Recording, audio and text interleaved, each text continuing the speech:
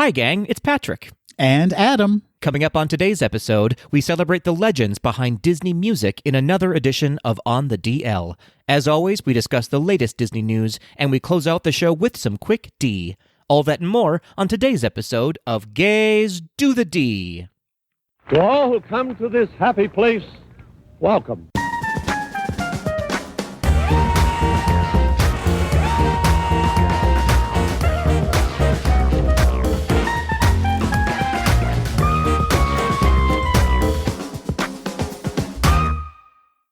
Adam Clef Note Hummel.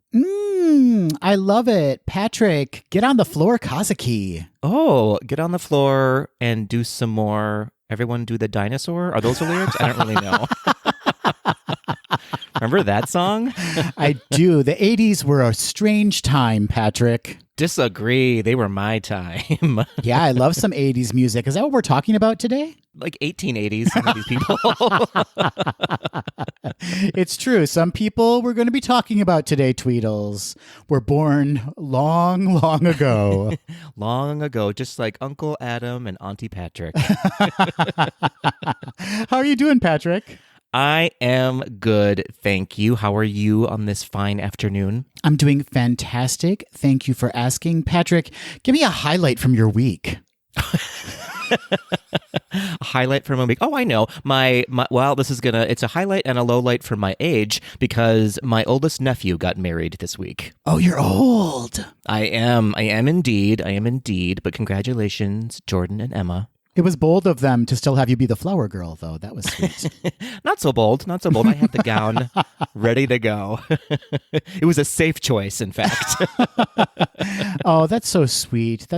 Congratulations. What were their names? Jordan and Emma. I can't be bothered. I couldn't tell you if those were the correct names, but those are two names. George people. and Evangeline, that's what I heard. Congratulations to both of you. That's what it was. What about you? Did you have a highlight of your week? My highlight was getting highlights. What do you think?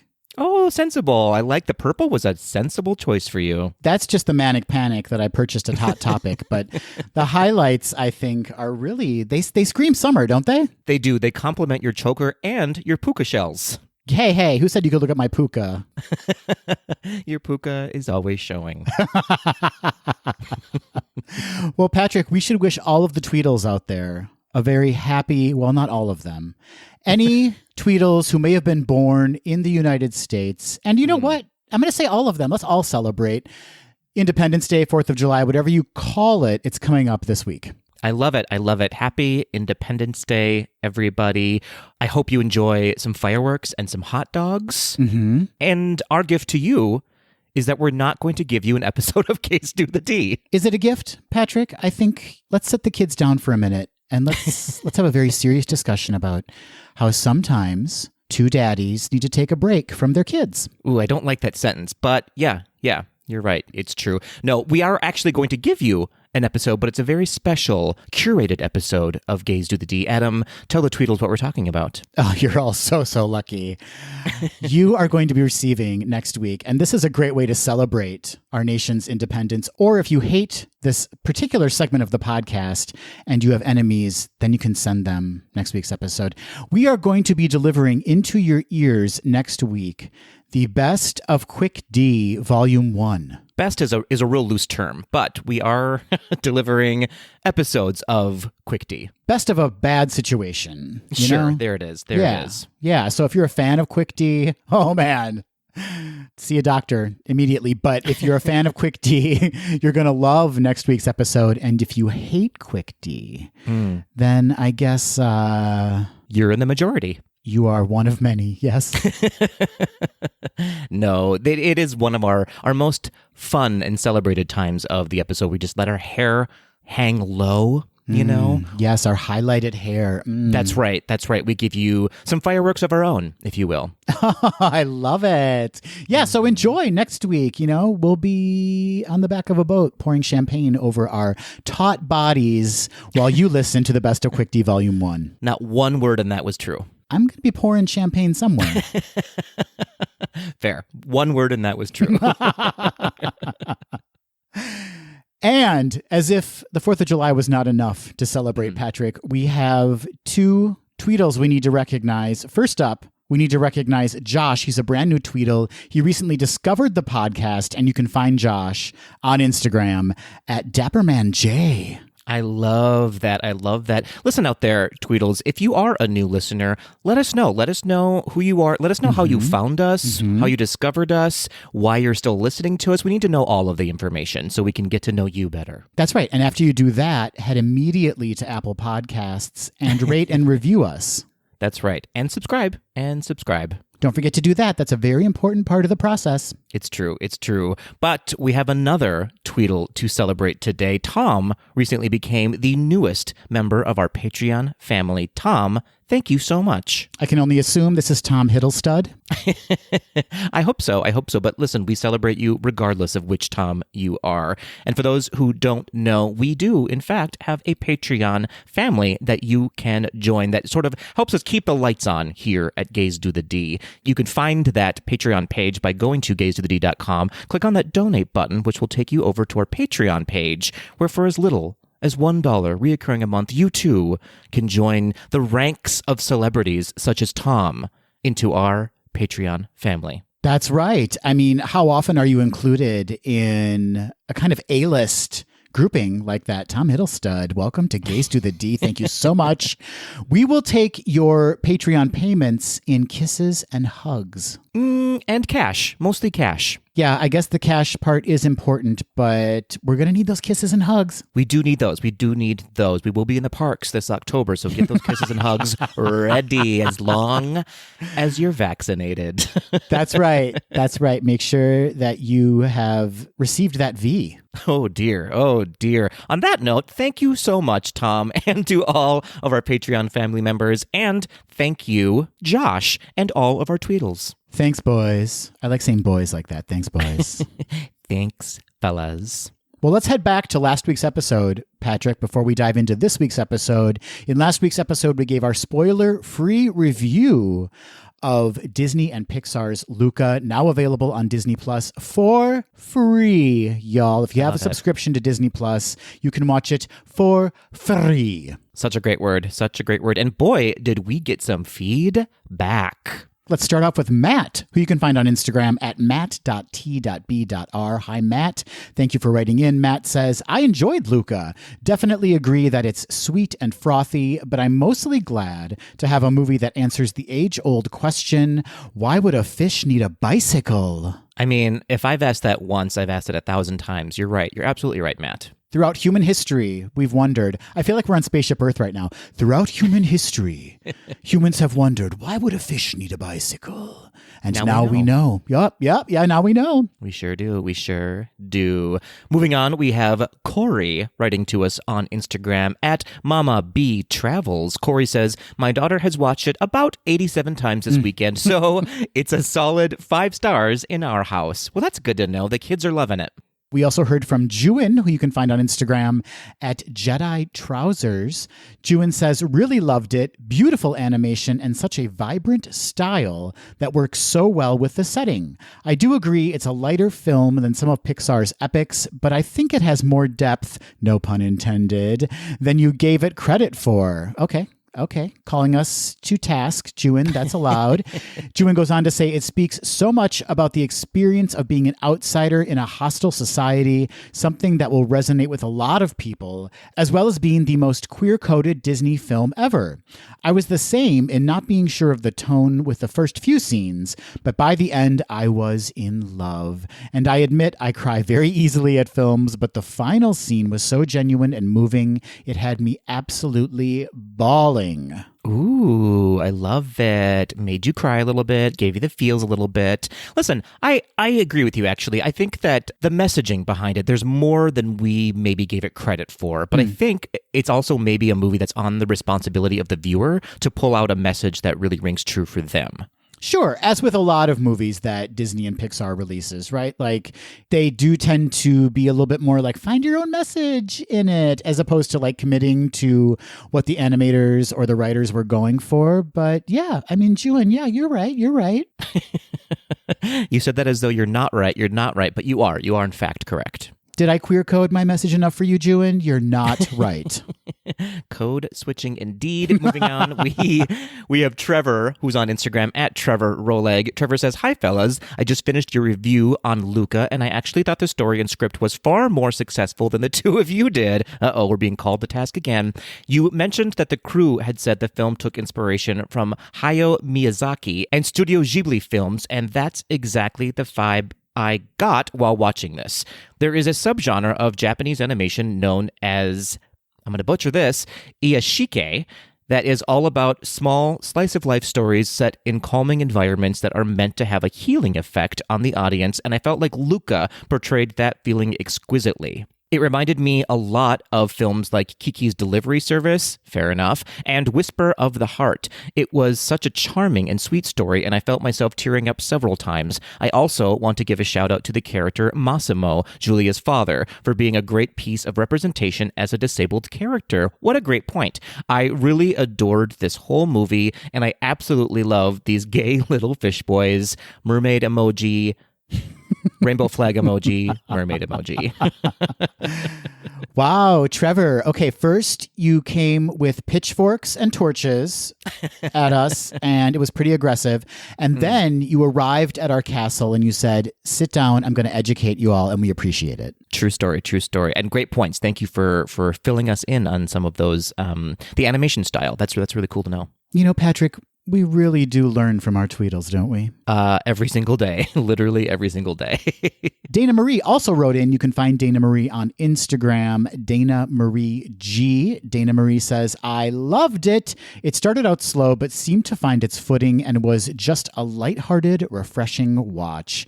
And it may sound silly, but the Italian representation was very exciting for my family. My 2-year-old nephew is named Luca. Wow. And his sister, my 4-year-old niece, was so excited about that. I did put the movie on to see if it would hold my 1.5-year-old's attention, and he did seem to enjoy it, I think because it's visually so beautiful and colorful." Patrick had the same reaction, same mentality as a 1.5-year-old. "Also, it made me desperately crave fresh pasta and pesto, which I will finally be having later this week." Good for you, Dana Marie. "I can't think of any other Disney or Pixar movie that features Italy or Italians. Pinocchio doesn't count, in my opinion," says Dana Marie. Okay, fair enough. I mean, there's some Italian characters, right? I mean, I was thinking back on like Lady and the Tramp, "This is the night." He's Italian. And Cars, of course, has Luigi, right? Sure. They're a little bit more of like stereotypical Italians, maybe, though. Yeah, are we allowed to do that? Like, am I allowed to say that's a spicy meatball? I mean, you just did. You offended and then asked for permission. So I don't know how that works. As a white man, I think that's how I'm supposed to do it. Am I not? That is how you currently do it, so I guess so. Oh, dear. Moving on, we have Parker writing in on Instagram, ADV Parker. Parker says, "I think the best word to describe this film is cute. It was a joy to watch, even if it didn't quite hit the typical Pixar standard. I watched it with my Italian boyfriend, and he said the way the grandmother was portrayed was very true to a typical Italian nonna. We both found that the movie had lots of funny moments, especially with Machiavelli. Yes, agree. I'm surprised to hear that the LGBTQ subtext was unintentional. It definitely felt like a story about coming out and being true to yourself. Luca's mother even had a line where she said not everyone will accept him, but at least he found some good ones who will. You're telling me that's not about queer acceptance?" Crying, laughing emoji face. Anyways, I liked it overall, and it's a must-watch summer movie in my book. Let's talk about that Italian boyfriend, Parker. Send us pictures, please. Those are excellent points, Parker. Again, Patrick, that kind of calls back to, us finding our own meaning to the film and whatnot, what have you, whatever you will, and so on forth. Wow, that was a long walk around the block to say the same thing over and over again. It sure was. We also heard from Rob, who you can find on Instagram at zippitydoo.days. Rob says, "I have to agree with you about the story. I feel like if it was going to be a story about two boys' friendship, it should have been more about that. It's pretty clear that Alberto is a broken character and why he needs Luca and Luca's friendship in his life. There doesn't appear to be any reason that Luca needs Alberto. True, he doesn't want to be sent to the deep with his uncle, but that doesn't seem to be enough to ignite this incredible friendship. And rather than treat both characters and their journeys equally, they kind of abandon Alberto, and he comes to some kind of realization about Luca off-screen, and that's that. From a storytelling perspective, I think that's rather unfair to Alberto. There isn't really a love triangle set up with Luca and Alberto each vying for Julia, but rather Julia and Alberto both vying for Luca. Oh, that's a good point.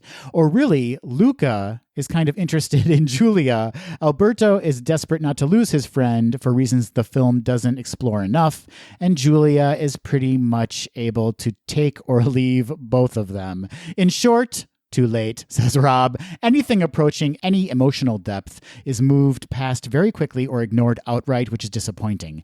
That said, I got choked up at the end like you, and I generally enjoyed the film. My favorite character was Julia's father, who seemed as if he could be pretty broken too, but was given an arc appropriate to his minor character status, and I liked him.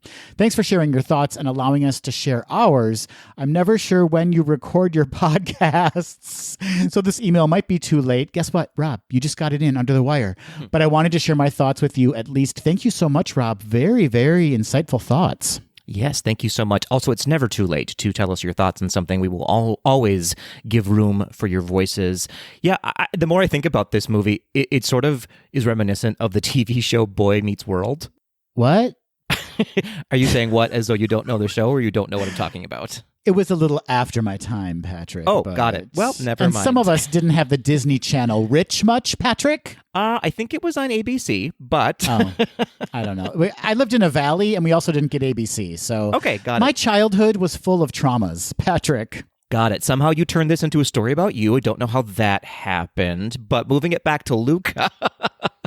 the triangle between the three of them of like two friends, and the danger that comes when you add a third into the mix, that the friendship can be broken up, and friendships are just as important as relationships because they are a relationship. Yeah, I was expecting more of an exploration of the three of them and their relationship together, and we just didn't get that. Obviously, how deep can we go in the limited amount of time that we had? But I wanted more of that. I wanted more. Fair enough. Maybe we'll get more. Who can say? Who can say? Well, last but not least, Adam, we have Thomas, who commented on gazetothed.com. That doesn't happen very often. But Thomas said, my daughter and I watched this again after your recent episode. I asked her what she thought the lesson was, waiting for her to say, be yourself. She said it taught her how to be a friend and what friends to have. I asked her if she wanted to be like Julia, and she said no. She said she wanted to be like her dad, Massimo. She said she wanted to be the kind of friend to stand in between her friend and the Spears. She said she would do that for her uncle and her cousin, who are both gay, but also any of her friends or family. I was bawling. I think she shows that although this is a beautiful lesson of coming out and acceptance, it is also a beautiful story of being an ally and a protector for your friends, even when it is difficult. Happy Pride. What a great sentiment, and your daughter is apparently 97 years old because she is wise. Wise. Thank you so much, Thomas, for sharing that. So sweet to hear your daughter's thoughts on the movie. And yeah, I mean, I don't want to offend any of the other Tweedles who wrote in, but she clearly is smarter than everyone else. She brought it. She certainly did. And thanks to all of you who wrote in with your thoughts on Luca. And we should say, Patrick, our summer movie series, as it turns out, continues. In a couple of weeks, we'll be talking about, finally, Black Widow. We sure will. I'm very excited about Black Widow. I hear it's just like Luca. It's pretty similar. In fact, we're going to do a compare and contrast episode of Black Widow and Luca. That's right. And after our spoiler-free review of Black Widow in a couple of weeks, Patrick, we have a very special episode coming up. Our 150th episode. 150, y'all. 150. And as we said before, for that episode, we're going to be doing a Questions and Peter Pantsers episode where we answer your questions, sort of talk to you, our Tweedles, our listeners, our lovers. I don't know. Is that okay to say? Yeah, lovers. I love it. So we need your help, and some of you have already done so. Thank you so much. But we need you to send us your questions that we can answer here on the podcast for you. What might those questions be, Patrick? Give us an example. Do you sleep on your side, your back, or your tum-tum? And that's the kind of quality content this podcast will continue to deliver well beyond our 150th episode. Well, we'll see about that. We'll see. But we are, in fact, going to do an episode 150. 150 is our marker, at least. That's right. So send us your questions. Please, you can do so by reaching out to us on social media. That's Instagram, Facebook, and Twitter at GDTD Podcast. Or, of course, you can always send us a question via email or voice memo at info@gazedothed.com. Compliments. You can send in some compliments. You sure can. Some cast compliments for us. Some well wishes, some not so well wishes. Maybe some celebrations. Are you having an I'm celebrating button moment? Let us know. That would be great. What are you celebrating this year and how are you celebrating it? Disney style. I would really appreciate something snail mail, kind of like a hostage letter cut out of newspaper. Interesting. We have gone way off course with that, but I appreciate it and I kind of want to see that too. Just to tie it back to the podcast, if anything is a hostage situation, it's this podcast. That's right. And I'm going to continue that hostage situation, Adam, with This Week in Disney History. Is everyone properly tied to their chairs? Patrick, please wow us all. If you're in my home, you are. Let's start out with with the earliest 8 years ago, Adam. This is an interesting one because it was so recent. On June 30th, 2013, all of the home distribution rights for Iron Man, Iron Man 2, Thor, and Captain America, the First Avenger, officially reverted to Disney. Now, Tweedles may or may not remember, though Disney acquired Marvel Entertainment in 2009, Paramount still had the distribution rights to each of these movies. The Avengers would be the first film in the franchise to be owned and distributed fully by Disney in 2012. So it wasn't until this date, in 2013, that Disney officially had all of the distribution rights to the full collection. Paramount Plus is crying in the corner right now. Boy, did they make a mistake. Whoopsie daisies, but it's good that Disney got the rights to all of those films because you know what? I like to watch them on Disney Plus, Patrick. And I want to see them in Disneyland. So thanks, Disney. Thanks, Disney.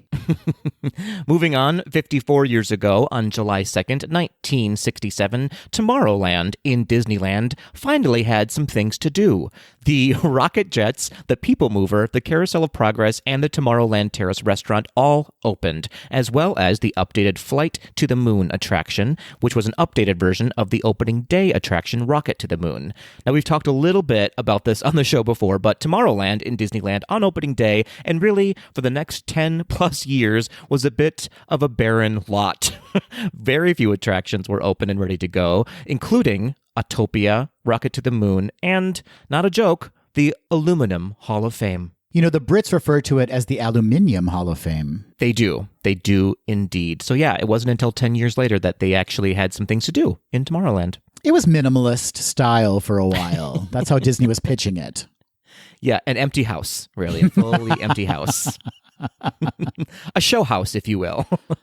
Parade of homes. I like it. Moving on, last but not least, 110 years ago, on July 1st, 1911, Charles David Thomas, better known as Bub Thomas, was born in Lewiston, Montana. Bub Thomas was hired on as the bass singer for the Disneyland Dapper Dans in 1969, and in 1971, he moved to Orlando with his singing partners, and they became the very first Dapper Dans to perform in the Magic Kingdom. What a fun little tribute to Bub, Patrick. I had no idea about Bub. Thank you so much, and very appropriate for today's episode as well. Very, very appropriate, Patrick. What a fantastic This Week in Disney History. Thank you so much, which concludes This Week in Disney History. Slam the vault door. And with that, do you hear it, Tweedles? It's like an old-timey news alert. Right, Patrick? Yes, it's actually tapping out, help me, help me, help me. Back to hostages. We're nothing if not consistent on this podcast. That's right, and that's not news to anyone.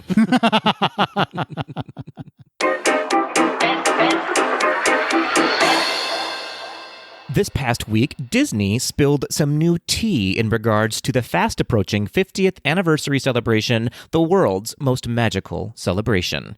First up, we are getting not one, but two new nighttime spectaculars. Of course, we've been talking about Harmonious in Epcot for what seems like 68 years, and it is finally happening on October 1st.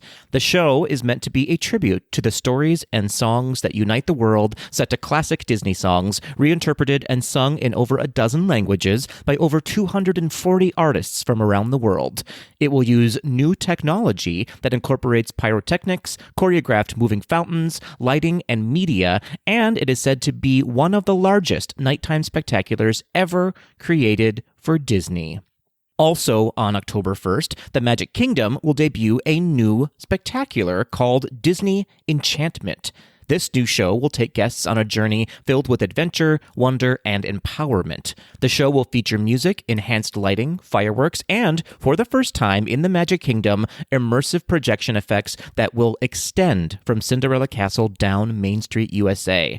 What's unknown at this point is if this new show will replace Happily Ever After or run in rep with it, or if it is only here for the year-long celebration. A new daytime show will also premiere on October 1st at Animal Kingdom. Premiering on the 1st and showing several times a day, Disney Kite Tales can be seen at the Discovery River Amphitheater. Around the perimeter of the water, performers will fly wind catchers and kites of all shapes and sizes, while up to 30-foot-long three-dimensional kites will fly across the water, representing Disney animal characters like Baloo, Simba, Zazu, and King Louie. In pop-up appearance news, we previously reported that Mickey and Minnie will be getting special outfits to celebrate the occasion as hosts in beautiful iridescent fashions. Ever the trendsetters, their friends, Donald, Daisy, Goofy, Pluto, Chip, and Dale, will also dress up for the occasion in a who wore it best situation. The entire gang will make appearances in the Magic Kingdom several times a day in the all-new Mickey's Celebration Cavalcade. The Mickey and Friends gang will also be immortalized within Magic Kingdom in brand new sculptures that will be placed throughout the park. But they won't be alone. A total of 50 Disney characters will be a part of this series of sculptures that will be placed throughout all 4 Disney World theme parks. And Disney has hinted that there will be an interactive element involved. All of this is, of course, in addition to previously announced items like Remy's Ratatouille Adventure opening on October 1st, special celebration decorations throughout the parks and resorts, and of course, all 4 parks' icons will light up every night at the same time with beacons of magic, a celebratory light display on Cinderella Castle, the Tree of Life, Spaceship Earth, and, strangely, the Tower of Terror. And lastly, if you can't wait until the celebration begins on October 1st, there are several new books coming out that will jumpstart the party from the comfort of your own bathroom or wherever you prefer to read. A portrait of Walt Disney World, 50 Years of the Most Magical Place on Earth, will be available for purchase starting September 28th. This coffee table book will be filled with photos and unseen concept art written by Kevin Kern, Tim O'Day, and Stephen Vigini, with a foreword by Bob Chapek. Also on September 28th, you can pick up Delicious Disney, Walt Disney World. This new cookbook has over 60 recipes of fan-favorite foods from Disney World with a collection of appetizers, desserts, main courses, and drinks. Delicious Disney is written by Marcy Carricker Smothers and Pam Brandon. For those who don't care to read, Adam, you can purchase Art of Coloring, Walt Disney World. Designed as an adult coloring book, you will be treated to 100 Disney World images to color in. And for those looking to plan their next trip to Disney World, starting on September 21st, you can pick up the newest Birnbaum's 2022 Walt Disney World Official Vacation Guide. Filled with insider tips and updates on new attractions and resorts, you can also get the 2022 Birnbaum's Walt Disney World for Kids, filled with Disney World recommendations written by actual kids. You'll get the honest feedback, insider tips, kid-friendly dining recommendations, and a hidden Mickey scavenger hunt. Both Birnbaum books will be available wherever books are sold, and A Portrait of Walt Disney World, Delicious Disney, and Art of Coloring will all be sold exclusively at Walt Disney World and Shop Disney. And don't forget that for every book purchased on Shop Disney through December 31st, Disney will donate a book to the nonprofit organization First Book. Wow, that was a slew of news. Where do we even begin, Patrick? I think the coloring book, obviously. Adam, we start with the coloring book. No, just kidding. There's so many things are happening. I am so excited. And there's more to come. There's more to come. I really am interested in that adult coloring book. Now, when you say adult coloring book, does that mean the images are adult related? It's just Princes from Behind. I know you're joking, but I want that coloring book. It'll happen. One of our tweeters will make it happen. I'm sure of it. Some exciting announcements were made last week regarding upcoming Disney films. First up, you may not recognize the name Rachel Zegler yet, but the newcomer is having quite the year. Not only is Zegler tackling the iconic role of Maria in the Steven Spielberg directed and Disney produced remake of West Side Story, a role that she beat out more than 30,000 other actors for, and she did it at the age of 17, Patrick. I mean, I love her / hate her a little bit. I know, I feel the same way. I'm a little bit jealous. Yeah. Why wasn't I Maria? Do you want me to answer, or should we keep going? No, I know the answer. Okay. All right. Zegler is also starring in the upcoming sequel Shazam! Fury of the Gods. And days ago, Patrick, it was announced that Zegler will be portraying Snow White in the upcoming live-action remake of Disney's first animated feature film, Snow White and the Seven Dwarfs. According to a June 22nd Deadline exclusive, Mark Webb will direct Snow White, with Mark Platt producing. Only Marks allowed, working on the creative elements of this project. Production is expected to start in 2022. Insiders say Zegler's auditions impressed everyone, but another factor was footage from West Side Story, which opens in December, that blew away the Disney studio brass who've seen it and helped push the decision across the finish line.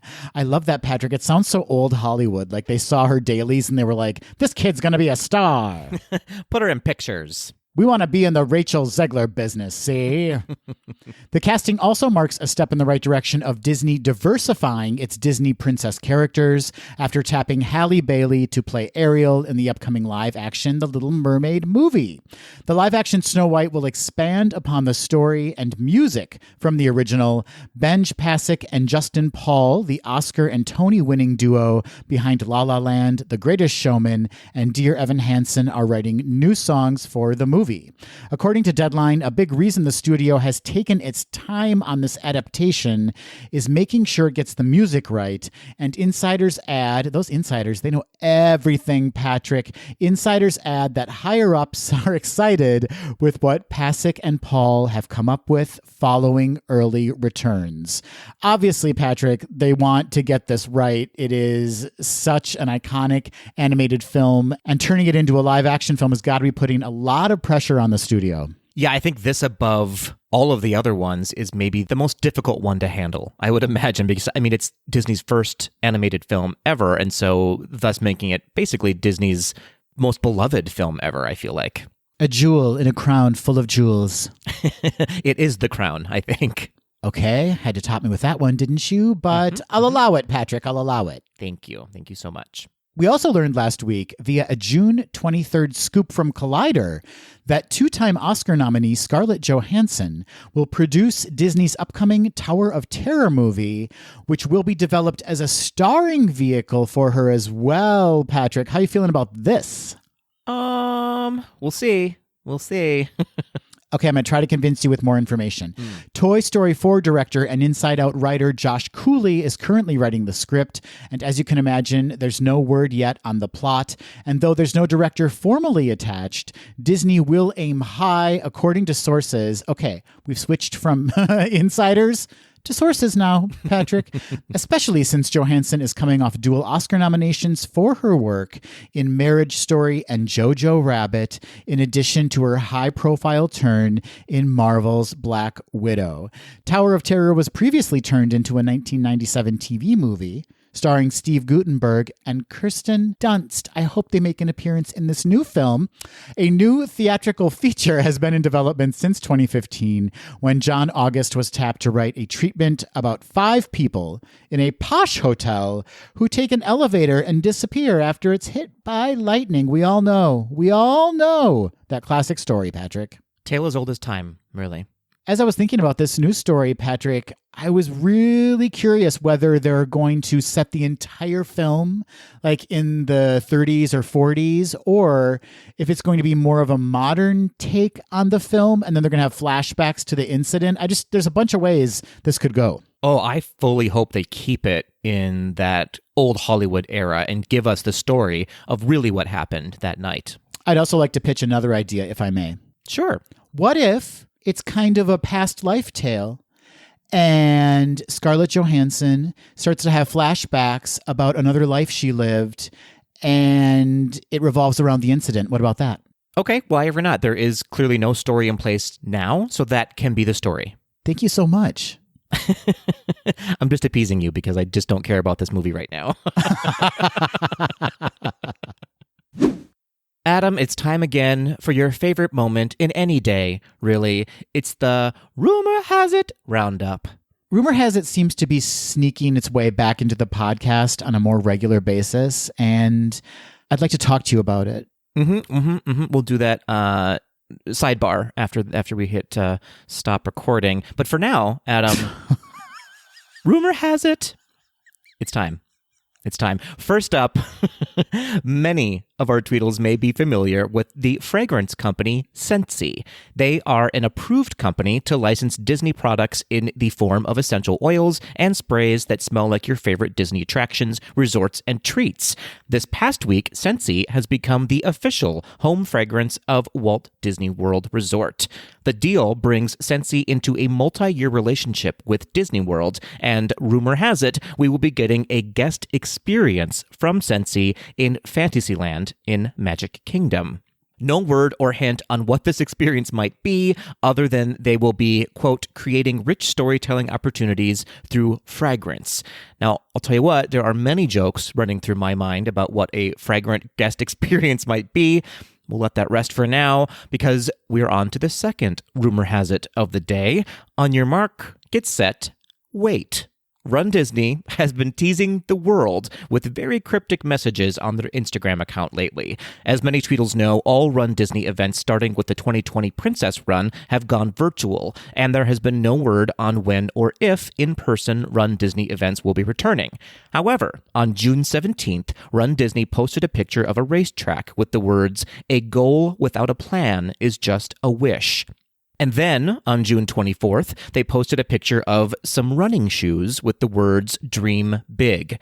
Now, word on the street is that we will soon be getting an announcement that the Run Disney Marathon weekend is back. In fact, one follower of the account posted online that Run Disney accidentally posted the announcement that sales would go on sale this July for the January 2022 event, but Disney then pulled it back moments later.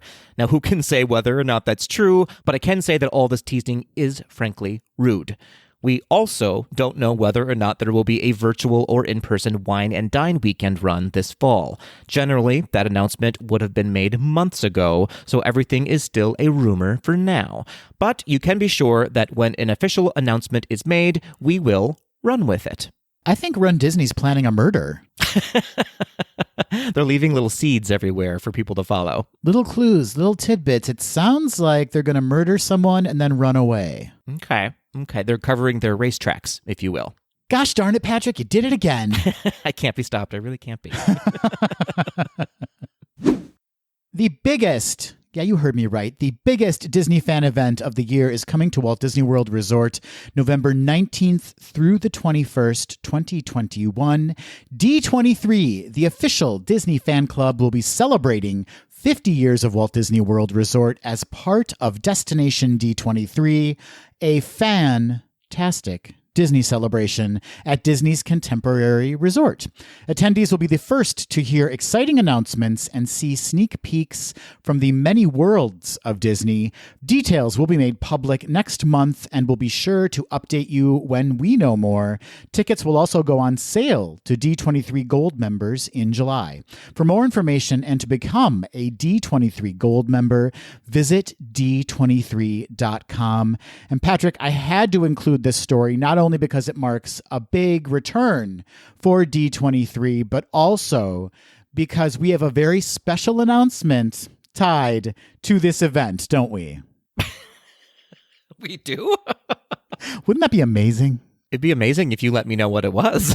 No, it's a lie. I just wanted all of our Tweedles to sit forward a little bit and then just to break their hearts. Rude. That was frankly rude of you. You're in charge, clearly, of the Run Disney Instagram account as well.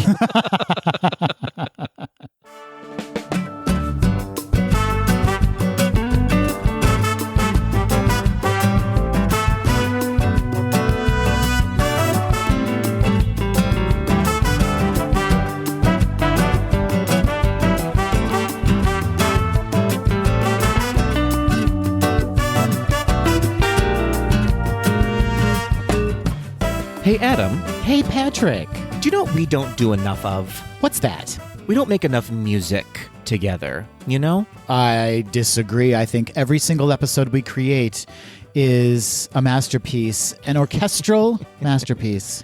Okay. I guess dissonance in sound is also music, right? It's a very Philip Glass moment. It's exactly what it is. It's more like breaking glass, shattered glass moment, maybe. And you're walking on it, yeah.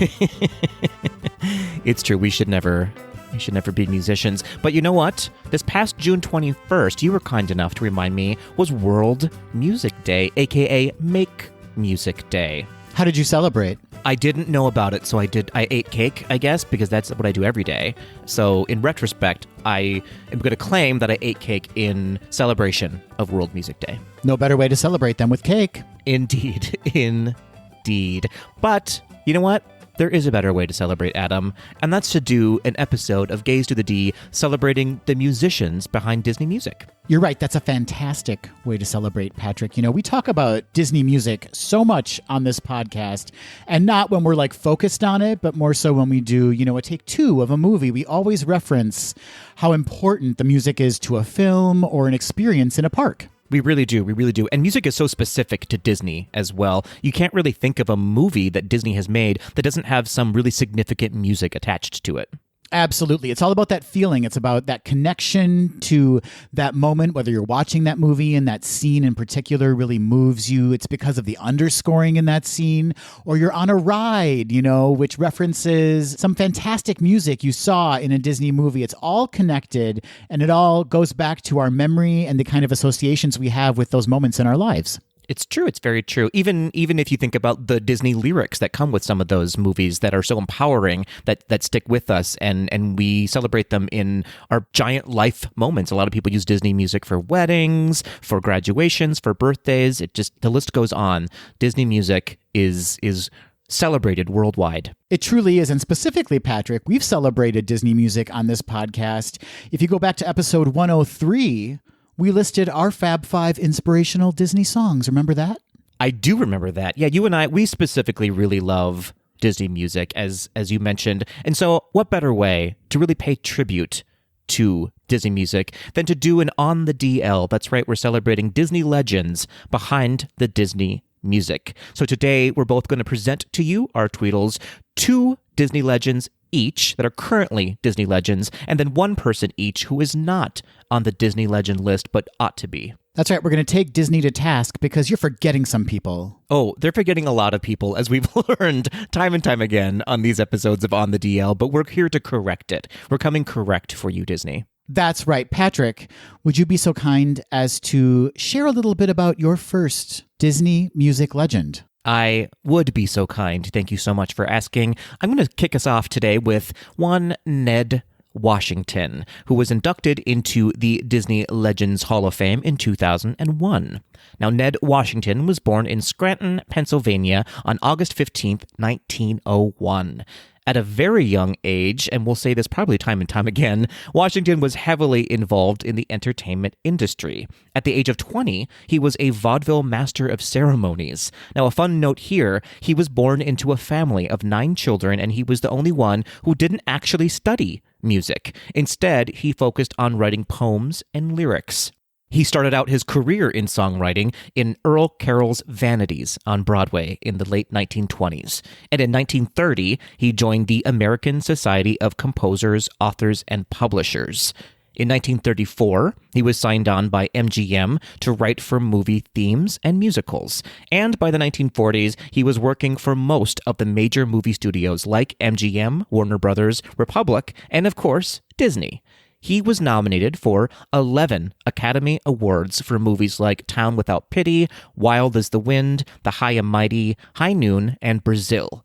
Now, for Disney, he was nominated for Best Original Song for Saludos Amigos in 1944, which he worked on with Charles Wolcott. In 1942, he was nominated for Best Original Song along with Frank Churchill for Baby Mine in Dumbo. And in 1941, he was a double winner for his work on the movie Pinocchio. He won the award for Best Original Score, along with Lee Harline and Paul Smith, and he won Best Original Song for When You Wish Upon a Star, which, for my money, is the most recognizable Disney song out there, and quite possibly one of the most recognizable songs from a movie ever. He is also responsible for the lyrics for Little Wooden Head, Give a Little Whistle, and Hi Diddly Dee from Pinocchio, and Roustabouts, Look Out for Mr. Stork, Pink Elephants on Parade, and When I See an Elephant Fly from Dumbo. And though uncredited, he provided some of the music for Alice in Wonderland. Now, interestingly, though he passed away in 1972, a majority of his credits happened posthumously, as songs like When You Wish Upon a Star, Rawhide, Wild as the Wind, and The Nearness of You are some of the most frequently used songs or sound clips on TV and in movies. Interesting. So he did not live long enough, unfortunately, to kind of witness his works being presented in all these various formats.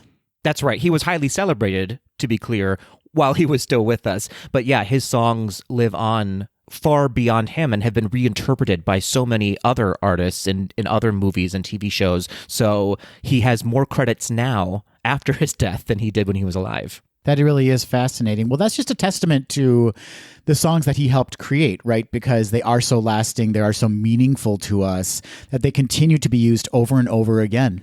Yeah, absolutely. He was responsible for a lot of main movie themes. A lot of writers do background music and are known for songs within a movie, but he was very well known for the title songs of movies. Yeah, you mentioned Brazil. I was surprised to learn that. That's so fantastic. Yeah, amazing man. And he was gifted at a very young age, which I said before, will say that probably about all of our artists that we're talking about today, that they were all just prodigies, really.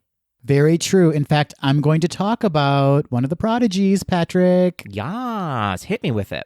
And you've already mentioned his name, Frank Churchill, who was inducted in 2001. Frank Churchill was born October 20th, 1901 in Rumford, Maine, and he moved to Southern California when he was 4 years old with his family. And just like Ned Washington, he had an instinct for music from a very early age, and he was particularly obsessed with composer Franz Schubert. But who among us wasn't as a tyke, right, Patrick? Just obsessed, really. I had posters on the wall. Yeah, from Team Beat. That's right. Frank won his first professional job as a pianist at 15 years old, accompanying silent movies at a local theater in Ventura, California. It was either like silent film accompaniment, Patrick, or it was vaudeville accompaniment, right? Or Space Ranger. Yeah, exactly. So Frank was accompanying silent movies, but his parents were like, Frank, no, we want you to be a doctor. So they actually said, you're going to go to medical school. He was pre-med at University of California at Los Angeles. But of course he dropped out because you can't force someone not to follow their dream, Patrick. We're artists. We can't be put in a box. That is an actual quote from Frank. Yes. It's on a pillow somewhere. It's on a pillow somewhere for sure. So for a time, this is so hilarious. After medical school, Frank played for honky tonks in Tijuana, Mexico. That sounds right. That tracks for sure. We've all been there, right? Yeah, absolutely. That old story. Followed by the honky tonks, he played for an orchestra in Tucson. That's quite the span of music, honky tonk to orchestra. He returned to Hollywood in 1924, and despite his lack of formal musical education, Frank won a contract as an accompanist and soloist with the radio station KNX, and then he later recorded for RKO Radio Pictures. It was so incestuous back then, Patrick. Everybody was working for every studio that would have them. It's true. Yeah. At that time, writing for movies wasn't widely known as a job, right? So there weren't a ton of artists out there who were doing this specific work. And it is really specific work to write for a film rather than just a standalone piece of music. That's right. But then Walt Disney Studios in 1930 hired Frank, and he scored nearly 65 animated shorts, including Mickey's Gala Premiere, Funny Little Bunnies, and Who Killed Cock Robin. Patrick, you love Who Killed Cock Robin, don't you? That's my favorite. That's my favorite one. And only I know the answer to that question. It's so special. It's so meaningful to you. He also wrote music for the famous sticky flypaper sequence featured in Playful Pluto, but his biggest success in composing music for Disney's animated shorts came in 1933 when he wrote the song Who's Afraid of the Big Bad Wolf for the short The Three Little Pigs. Patrick, that song is iconic. It is. It really is. It's the earworm of earworms, I feel like. Everybody knows that song. And during the time he wrote it, the country was going through the Depression, and that song really buoyed the spirits of the country. In fact, 39,000 copies of the sheet music for Who's Afraid of the Big Bad Wolf sold within 3 days of publication in New York City alone. Amazing. We got to see DiCapella perform that song live and in person. It was really fun to watch. That's right. They had a great little twist on that song. It was so entertaining. So shortly after the release of the then Academy Award-winning cartoon, that's right, The Three Little Pigs won an Academy Award, Frank spoke of the song's surprising success, and he stated in Photoplay, quote, "It seems to be on every phonograph record, and practically every orchestra in the country is featuring this number." And that, by the way, is exactly how Frank sounded. That's true. I can verify that. Thank you. Inspired by that short's success, Walt Disney then entrusted Frank to compose music for the studio's first full-length feature animated film. That is, of course, Snow White and the Seven Dwarfs. And then he worked alongside Disney legend Lee Harline for that film. And that, in turn, earned him an Oscar nomination for Best Music Score in 1938. So from there, Frank became supervisor of music for the studio and went on to contribute to The Reluctant Dragon. And you can actually see Frank in the film during the studio tour sequence. In 1942, Frank received 2 Academy Award nominations for his work on Dumbo, including Best Music Scoring of a Musical Picture and Best Song for Baby Mine. Frank won for Best Music Scoring of a Musical Picture that year, along with fellow Disney legend Oliver Wallace, who I will be talking about in a bit. So stay tuned, Tweedles. A year later, Frank's work on Bambi, including the ballad Love is a Song, co-written with lyricist Larry Morey, received similar dual nominations. Now, sadly, Frank passed away May 14th, 1942, so he had a very short life. He actually committed suicide, which is very sad to talk about, at his ranch north of Los Angeles. Apparently, there were some demons he was struggling with, like alcoholism and severe depression. And he was purported to have died at the piano of a self-inflicted gunshot wound. And I'm sad to have to end his story right there, but sadly, that's where it ended. Ooh, that took a turn. That took a turn for sure. That is definitely tragic. But luckily, he gave the world such beautiful music to remember him by. That's right. A very short career, but think of the contributions he made in that very kind of truncated amount of time. Yeah, it's true. Just sort of ushering in this new phase that Disney was teaching the world to love, really. That's right, Patrick. And I'm willing to bet your next Disney legend also made some significant contributions. If not, what the heck is he doing on the list? He did indeed. In fact, significant contributions with your Disney legends and my previous Disney legend. I'm talking about Paul Smith, who was inducted into the Disney Legends Hall of Fame in 1994. Now, Paul Smith was born in Calumet, Michigan on October 30th, 1906. He came from a very musical family. In fact, early on, the family moved to Idaho, where his father, Joseph, taught music at the College of Idaho. At 4 years old, Smith started taking piano lessons from his father. He caught on very quickly and became something of a music prodigy. At age 7, he started to learn the violin. He also took up the trumpet, and by age 12, he was playing the bass drum for the town band. He discovered that he had perfect pitch, which led to his love for orchestral music. In 1925, Paul Smith enrolled in the Bush Conservatory of Music in Chicago, where he received the Juilliard Scholarship in Theory. After he graduated from there, he began teaching music at Elmhurst College and in York High School. In 1932, he moved to LA and attended UCLA, majoring in English, strangely. After he graduated from UCLA, he was discovered and hired by Walt Disney, who had a sense that Smith would push the envelope when it came to composing music for cartoons and movies. Starting in 1936, Smith began composing music for Disney shorts like Mickey's Circus, The Barnyard Concert, Don Donald, Clock Cleaners, and Beach Picnic. He earned his first Academy Award nomination in 1938 for his work composing the score for Snow White and the Seven Dwarfs. He went on to win the Academy Award for Best Original Score in 1941 for Pinocchio, which, as I mentioned, he shares with Lee Harline and Ned Washington. He was also nominated for his scores of Saludos Amigos, The Three Caballeros, and Cinderella. In the 1950s, he began working on the true life adventure films, scoring most of them, including Beaver Valley, The Living Desert, The Vanishing Prairie, The African Lion, and Perry, which led him to composing for live-action Disney movies like 20,000 Leagues Under the Sea, The Parent Trap, Swiss Family Robinson, Pollyanna, and The Shaggy Dog. Now, he retired in 1962 at the, in my opinion, very young age of 56, and he passed away in 1985. With over 120 composition credits, mostly for Disney, Smith left his mark and his legacy on the first 3 decades of Disney movies, shorts, and TV specials. Wow, what an amazing career. Yeah, he had an incredible career, and it was fun to see sort of his interests change from working on Disney shorts, these very truncated scores, to full-length animated movies, and then going into live-action movies, which is a very different art form for when you're scoring a movie. Paul Smith was such a talent. I mean, that span of career, and you're right, he did retire at a very young age, but the contributions he made during that time he did work for Disney were really phenomenal, and again, lasting. I mean, I know it sounds repetitive. These are legends we're talking about after all, but their contributions have long survived them, right? That's right, and likely will as well. These early songs that we're talking about and these early compositions are referenced highly in movies that we see today.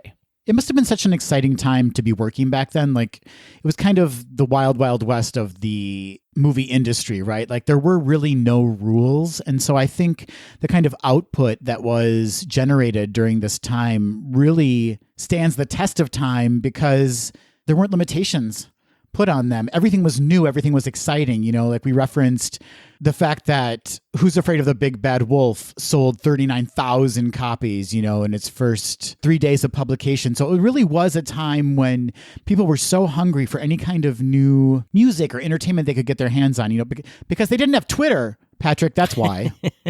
It's true. Yeah, things that seem very simplistic, and I don't want to use the word trite, but here I am using the word trite. Now, we're actually, I mean, like, groundbreaking then. It was brand new innovations that were happening on a daily basis, really.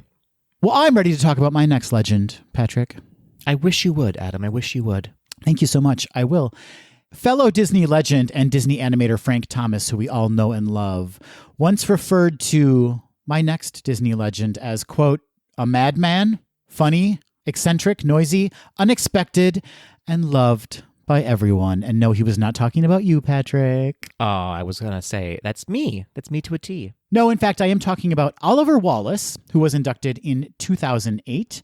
So Oliver Wallace had a varied and unconventional career creating music for the Walt Disney Studios.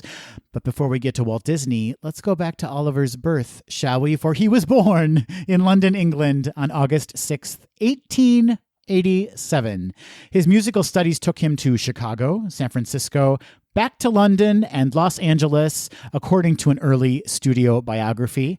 After relocating to Canada from England in 1904, Oliver moved to the United States, becoming a citizen in 1914. He is frequently cited as the first musician to use a pipe organ to accompany motion pictures in Seattle, Washington in 1910, and later became house organist for the prestigious Granada Theater in San Francisco, and then Sid Grauman's Rialto Theater in Los Angeles. Oliver's work experience gave him a background uniquely suited to the varied and unusual music he created for Disney. He once recalled, quote, "I began acquiring that art when I got my first job playing for vaudeville and single reels in 1906. Believe me, you had to be snappy with your invention to keep up with the shadows in those early flickers," end quote. That is the most old-timey quote I've ever heard in my life. I know. I wish I had read it in a more old-timey voice. Well, we can't go back, Adam. We can only go forward. Missed opportunity. Oliver also had an allegorical drama published in book form, as well as numerous poems and more than 24 songs and compositions, including the 1918 hit Hindustan. It was a bop, Patrick, an absolute bop. Party anthem. That's right. Song of the Summer, 1918. Absolutely. He worked in the music departments for Columbia and Universal Studios. His pipe organ prowess can be heard in the Franz Waxman score of the 1935 horror classic, The Bride of Frankenstein. But eventually, as expected, Oliver ended up at Disney in 1936. If not, why would we be talking about him? So when he joined Disney Studios, he quickly became one of the most important composers in the studio for animated short films. All four of the guys we mentioned so far, Patrick, really found their footing in those animated shorts. Well, they were pumping them out so quickly, they needed a lot of people to work on them. That's right. In fact, Oliver provided the music for 139 of Disney's shorts. One of his best-known pieces is the song De Fuhrer's Face from the 1942 Donald Duck propaganda cartoon, though he is uncredited for that song. The parody song went on to become one of the biggest hits during the Second World War. Other shorts Oliver scored include Ben and Me from 1953, about Benjamin Franklin and a mouse, but of course, and the Oscar-winning Toot, Whistle, Plunk, and Boom, also from 1953, the first cartoon to use the new CinemaScope process. Walt Disney also had Oliver score full-length films for the studios for over 27 years. He started writing the score for Dumbo in 1941, for which he, together with Frank Churchill, as I mentioned, won his first and only Oscar in 1942. He went on to score Victory Through Air Power, The Adventures of Ichabod and Mr. Toad, Cinderella, along with Paul Smith, who Patrick talked about, Alice in Wonderland, Peter Pan, and Lady and the Tramp. Oliver also voiced the villainous Mr. Winky in The Adventures of Ichabod and Mr. Toad, though he was uncredited as a voice actor. He received 4 other Oscar nominations for the music to Victory Through Air Power, Cinderella, Alice in Wonderland, and White Wilderness. Oliver also scored Darby O'Gill and the Little People, 10 Who Dared, and The Incredible Journey, and specialized in musical accompaniments for Disney documentaries, including nearly all of the films for the People and Places series, and some of the True Life Adventures. The music for White Wilderness was even nominated for an Oscar in 1959, a rare feat for a documentary film. Oliver worked for Disney Studios for over 27 years. He remained active in the studio in Los Angeles until shortly before his death on September 15th, 1963, at the age of 76. So, Patrick, he kept working right up until the very end. That's how I hope not to do it. Me too. I would rather have that Paul Smith life and retire early. Yes, ma'am. Yes, ma'am. So it's really fun, Patrick, that we were able to kind of tie these 4 Disney legends together. I mean, obviously, they were all working simultaneously at the studio and working in conjunction with one another. They must have been such good friends, don't you think? I heard that Oliver Wallace and Paul Smith were actually frenemies. That's probably true. You know, Oliver Wallace and I share something in common. We both started our careers playing with our organs in a movie theater. But only one of you was arrested for that. It was him. It was him. Well, such great contributions from all 4 of these artists, but I think it's time, Adam, to talk about some non-white men. Do we have to? We do, and we ought to be quite clear about it, because there are so many contributors to Disney music who aren't just white men, turns out. That's right. And so many that are not yet included on the Disney Legends list. And that's why Patrick and I, months and months ago, decided, you know what? We need to recognize some of our own legends, some people we feel should be added to the Disney Legends list. That's right. We're flipping the script and correcting the situation. What do you say we dive in to our recommendations for Disney Legends? Let's do it. Patrick, who are you nominating? I am nominating one Lebo M, born Leboang Morake, who is very well known, of course, for his work on The Lion King. Folks, we've mentioned this gentleman on the podcast before, but without his contributions to The Lion King, the opening moments of The Lion King would be dumb.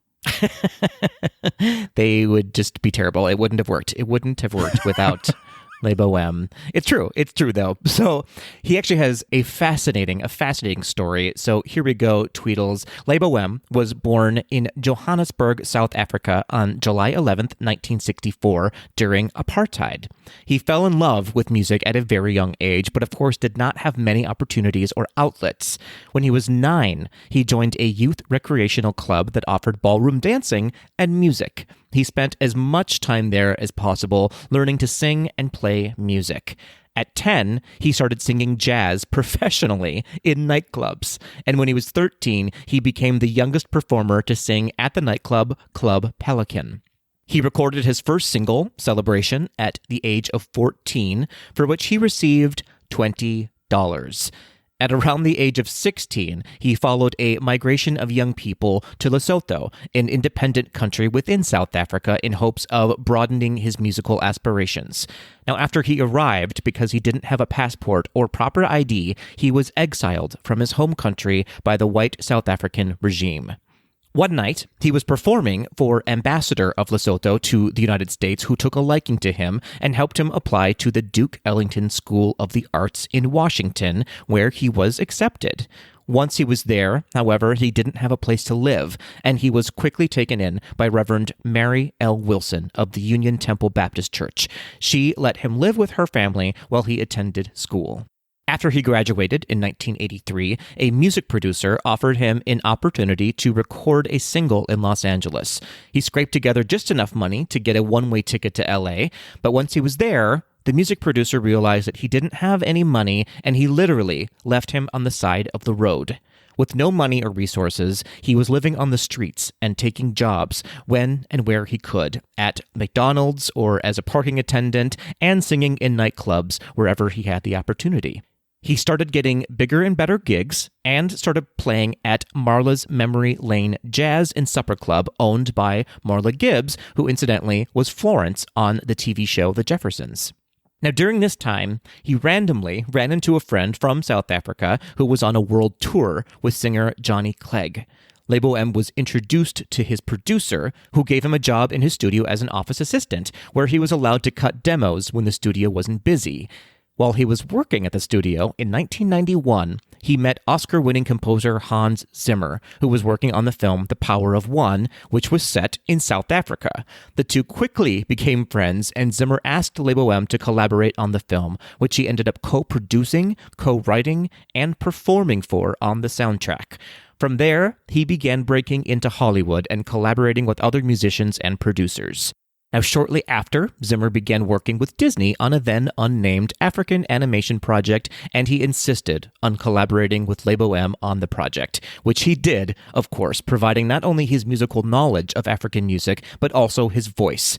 Now, I think we've talked about it a little bit before on the podcast, but not a ton of people know that it is actually his voice at the very beginning of the movie in the song The Circle of Life, providing that amazing African chant.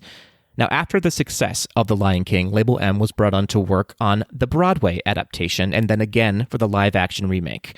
A quote from Lebo M: "I became a fan of the spiritual power of what The Lion King represents.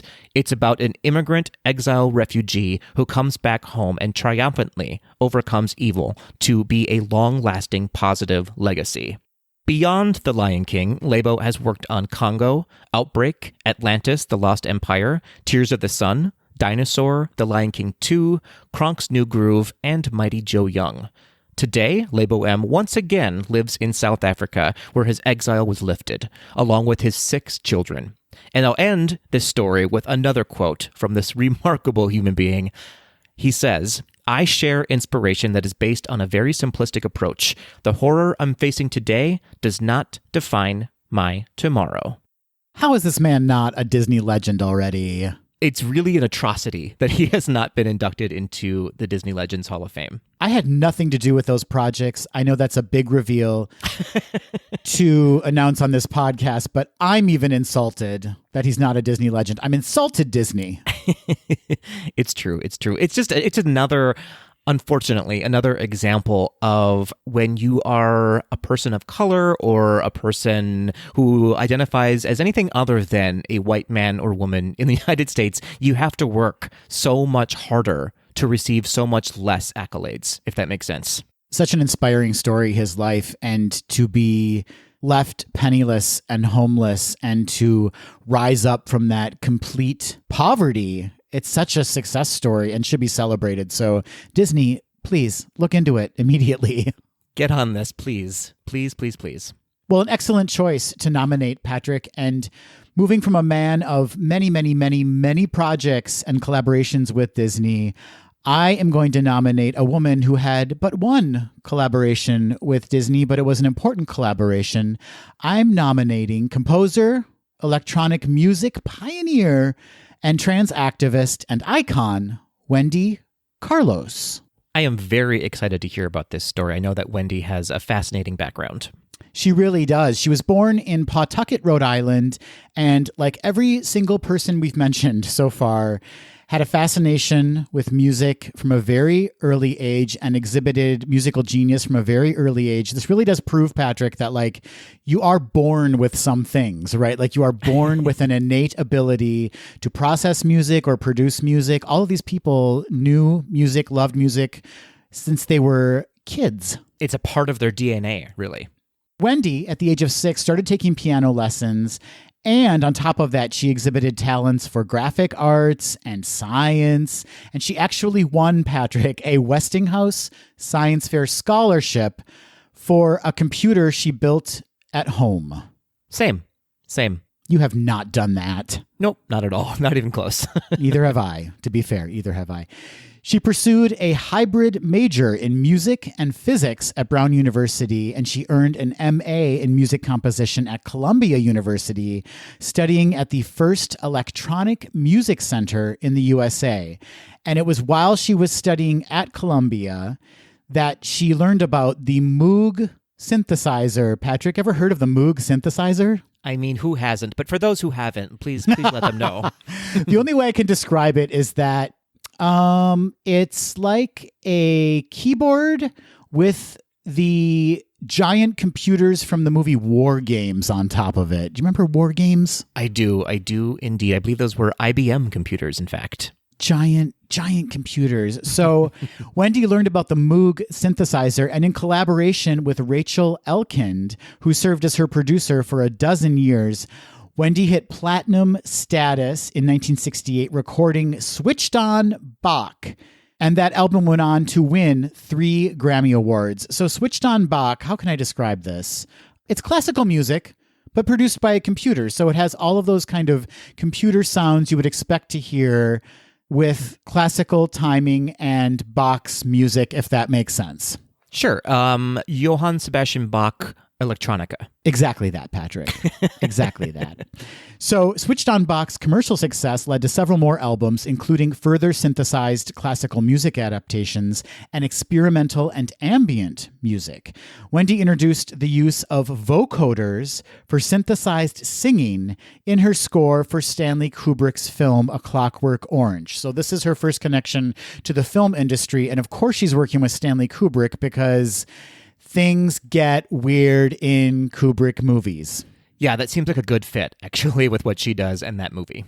In fact, it was such a good fit that she went on to write the horror music for Kubrick's film, The Shining. Creepy. So creepy. And from that, Patrick, in 1982, she went on to compose the score for the Disney film, say it with me, everybody, Tron. Of course it was Tron. It couldn't have been any other film but Tron, really.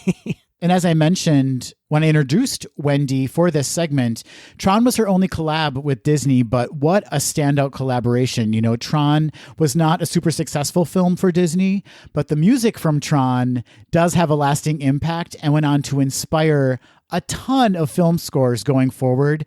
And obviously, Tron Legacy, you know, Daft Punk were the composers for Tron Legacy, but drew great inspiration from Wendy's music from the original film. Yeah, it's such a specific skill set when it comes to music that not a lot of people can do. And so it was smart of them to, first of all, have heard of her and then to recruit her. That's right. Disney's demands for the score were, according to Wendy, quote, tightly specified. There wasn't a lot of elbow room, and that made it fun. The score for Tron incorporated Wendy's analog and digital synthesizers with the London Philharmonic Orchestra, the UCLA Chorus, and the Royal Albert Hall organ, which sounds inappropriate, but I swear it's just an organ, everybody. Fair enough. Tron, the original motion picture soundtrack, was released in 1982 and reached number 135 on the Billboard 200. Now, as I mentioned, Wendy is trans and was also one of the first public figures to disclose having undergone sex reassignment surgery. Her surgery took place in 1972, and she disclosed the fact in 1979. So I thought it was so interesting, Patrick, that Disney worked with her after her disclosure at a time, let's face it, when such disclosures were frankly just not made at all and were looked down upon in society. Oh, for sure. I mean, let's be clear. That's still sadly the case in many places. Yeah. But especially at that time, it was even harder than it is today. Yeah, so Disney clearly knew what it wanted, and they knew who they needed to go to get the sound that they wanted to achieve. And it was Wendy. It was Wendy, indeed. I mean, genius is genius. Genius is genius. So we have a lot to thank Wendy for, not only for her outspoken representation in the LGBTQ plus community, but also obviously the connection to Disney in producing the score for Tron, which will forever be a classic sci-fi soundtrack. I love this. Well done. What a great pick that you've stumbled across with Wendy. She, as you said, yeah, she was groundbreaking in so many ways in just who she was as a person and being out about it in the public. And then also in this new music that she was discovering and bringing into the world and to the masses. And continues to do so. Like her output, which is also a computer term, I believe, nerd alert, is fascinating. Like there is stuff that is mentioned that she created. I have no idea what, it's like science and math and technology, and it all comes together to form this new kind of electronic type of music. I don't fully understand it, but it is amazing to me. Amazing indeed. It's interesting with our two picks. If you go back to the other four that we were talking about, back then, you know, music, I don't mean to put it down by any stretch of the imagination because this was very beautiful, sweet music, but music was music back then. Like there was sort of a standard set of what people were interested in listening to. The boundaries weren't pushed too far.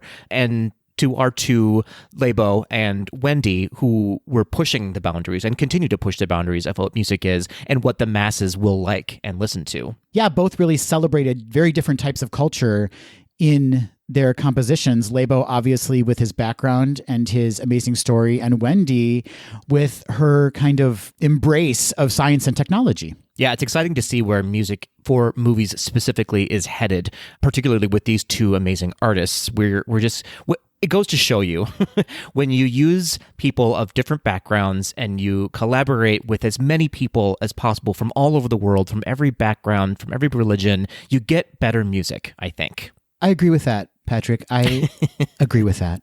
Thank you so much. Thank you so much. This was really a fun episode to dive into. We, as you said before, we celebrate music so much, but we have not been on the pulse of celebrating the artists behind the music as much as we should. Except for Billie Eilish.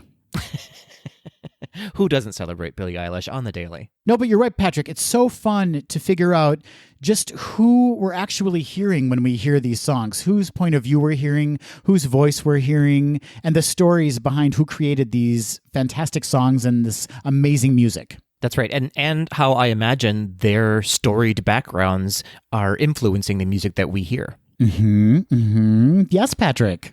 Yas, queen. So with that, Adam, I think we have a successful On the DL on our hands. Perhaps our most successful ever. They're always our most successful. But what would make this segment even more successful, Patrick, is if we had our Tweedles reaching out to us to let us know what Disney composers, musicians have spoken to them, or sung to them, rather. Yeah, I like that. That's right. You don't have to be a composer to have contributed to music in the Disney realm. So please reach out to us and let us know what Disney-related musicians have inspired you or are frequent clicks on your playlist. You can, of course, reach out to us on social media. That's Instagram, Facebook, and Twitter at GDTD Podcast. Or you can leave us an email or sing to us in a voice memo at info@gaysdothed.com. I sincerely hope someone leaves us a singing voice memo. That would be the best day ever if we could play that. And extra points if you do it using a vocoder. A vocoder? Maybe you have a Moog synthesizer you just want to pull out from the closet and play for us. Whip out that Moog, you know?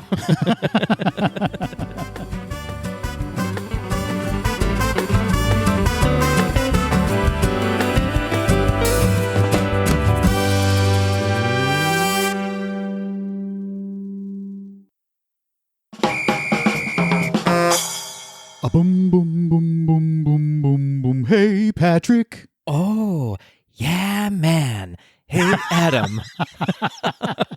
It's time for Quick D. It's time to get the Quick D segment started. That means we reach the end of the show and we've got nowhere else to go. Yeah. I love when we scat on the episode and when we sing. Oh, gross. Oh, no. Oh, no. As I just sang, Disney legends reach out to me. As I just sang, we've reached the end of this episode. That means it's time for Quick D. And this week, Patrick, we are doing Quick D Classic. Break open a can of that Classic D. That's right. This isn't New Coke. This is Classic D.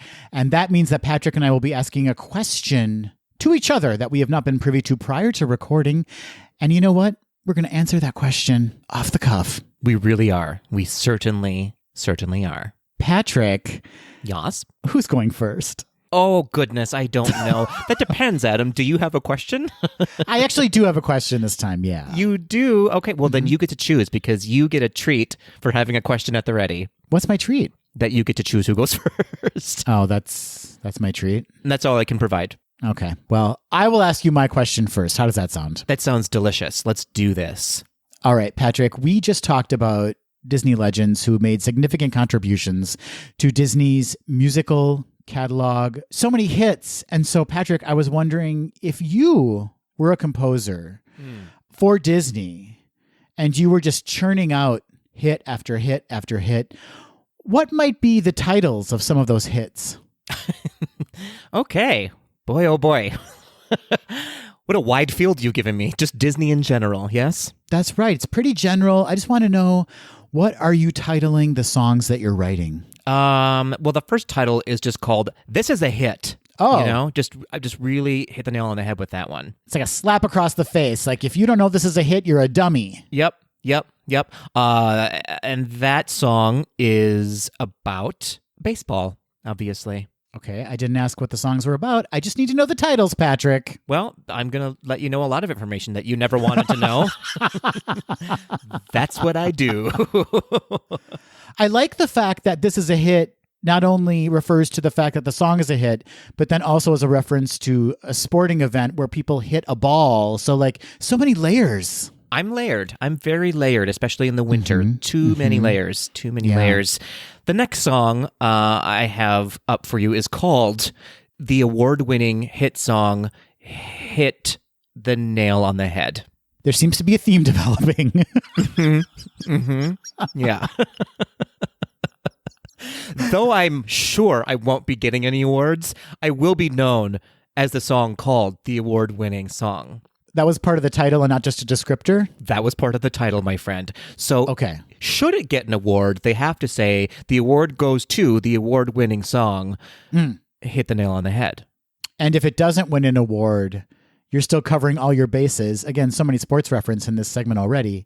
But you're ensuring your legacy, by having an award-winning song, even though it may not win an award. Agreed. If you're following this, then you are an award-winning Tweedle. Do you see my nosebleed happening right now? Just a little trickle of blood escaping my nose. Just a little inception for your nerves. You know? And then my last song, Adam, is called Career Ending Song. Okay. So forgoing the word hit in this song, and it's just career-ending song. Yep, absolutely. I like to be very specific about my songs, and they are foreshadowing what's about to happen. This is the song I actually want to know what it's about, because what do you do in this song that actually ends your career? Are you just saying that this is the last song of my career? It's actually more of an auditory experience of me eating a plate full of macaroni and cheese, the gooeyest macaroni and cheese you can think of, with an accordion. Wow. I would think that the aftermath of that plate of macaroni and cheese would be more of an auditory experience. That's the visual companion piece to to career-ending song. It's so percussive. It really is. It's explosive. It's an explosive experience for sure. Okay, this is disgusting. Now we're disgusting podcasters. Happy 4th of July, everybody. America, spread your golden wings. All right. That's right.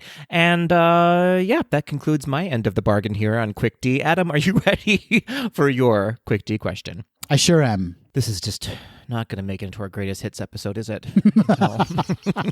There's no way that this will be in the best of Quick D, no. Never, ever, ever.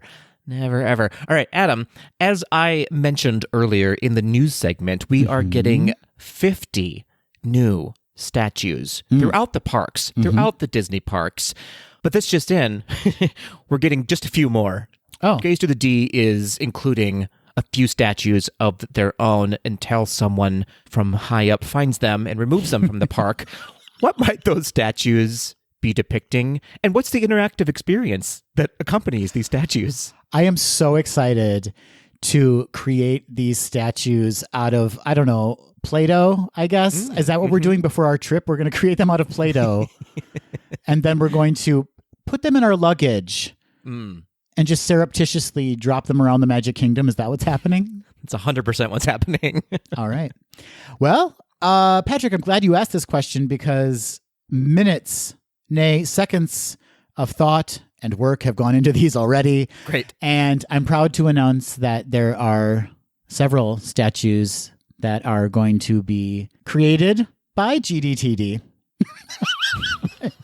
And the first statue that we're going to literally drop in the Magic Kingdom, is the Reluctant Dragon. And Patrick, this is a legitimate statue. If that Reluctant Dragon isn't one of the 50 statues, I'm going to be very, very upset. It's a hate crime, really, if they don't include that gay dragon. Reluctant Dragon erasure is a real thing in our culture, and he needs to be celebrated, and he needs to be celebrated with a statue. So if it's not there, we will create one out of Play-Doh. I'm sure it will look just like what the Imagineers would create, and we will put it in the Magic Kingdom. Can I get a gay man? Gay men. In fact, maybe all of these statues should be gay Disney icons. Ursula. Okay. I'm into it. Jafar. Well, he hasn't outed himself yet, but we just did, apparently. There's going to be a lot of gay villain statues because we all know that the villains tend to be queer-coded. Fair. That is a fair statement. Sir Hiss. That's a long one. That could almost look like something else, too. You know what I mean? When you were younger, making Play-Doh sculptures of other things. Sir Hiss will have a dual purpose. Of course he will. Bert from Mary Poppins. Wait a minute now. I know things. Okay. All right. He's a one-man band. He's good with his hands. That's for sure. I think we have the skills and talent to pull off a fabulous Jodie Foster from Freaky Friday statue. I think